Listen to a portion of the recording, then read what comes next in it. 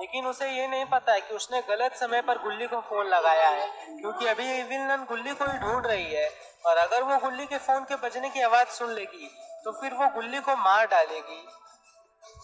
और यहाँ पर गुल्ली खड़ा होकर इविल नन को देख रहा होता है, लेकिन उसे यहाँ से भाग जाना चाहिए, क्योंकि अगर उसके फोन बजने की आवाज इविल नन ने सुन ली तो फिर उसकी खैर नहीं। और जिस बात का डर था वही हुआ, गुल्ली का फोन बजने लगा और गुल्ली अपना फोन ढूंढने लगा उसे बंद करने के लिए।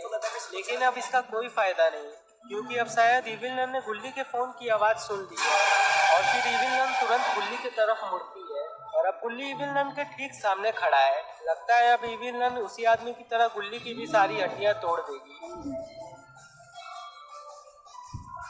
और यहाँ पर गुल्ली इंतजार कर रहा होता है कि गुल्ली उसका फोन उठाए, लेकिन गुल्ली को ये बात नहीं पता है कि गुल्ली अभी बहुत ही बड़ी मुसीबत में फंसा है और वो उसका फोन नहीं उठा सकता है। और काफी देर तक जब गुल्ली का फोन नहीं उठाता है तो फिर गुल्ली अपना फोन रख देता है और फिर वो शॉन की तरफ मुड़कर बोलता है, मुझे लग रहा है कि गुल्ली अभी रास्ते में है, इसीलिए वो हम लोग का फोन नहीं उठा रहा है और हमें कुछ देर और रुक कर देखना चाहिए। अगर 5 मिनट बाद भी गुल्ली यहाँ पर नहीं आएगा तो हम लोग उसे ढूंढने निकल जाएंगे। लेकिन गुल्ली को तो अभी इन दोनों की जरूरत है।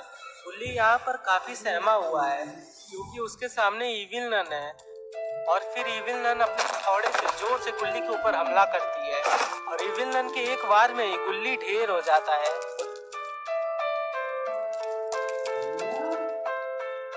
उसके बाद इविल नन फिर से जोर से कूदती है जिससे वो पोर्टल फिर से खुल जाता है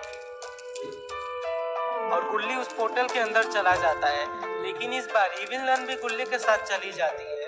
अब गुल्ली और शॉन को कैसे पता चलेगा कि गुल्ली के साथ क्या हुआ है। यहाँ पर वो राक्षस उस आदमी को खा रहा होता है और उसे वो आदमी काफी पसंद आता है और कुछ ही देर में वो गुल्ली के साथ भी बिल्कुल ऐसा ही करने वाला है और उस आदमी को खाते खाते वो अचानक से रुक जाता है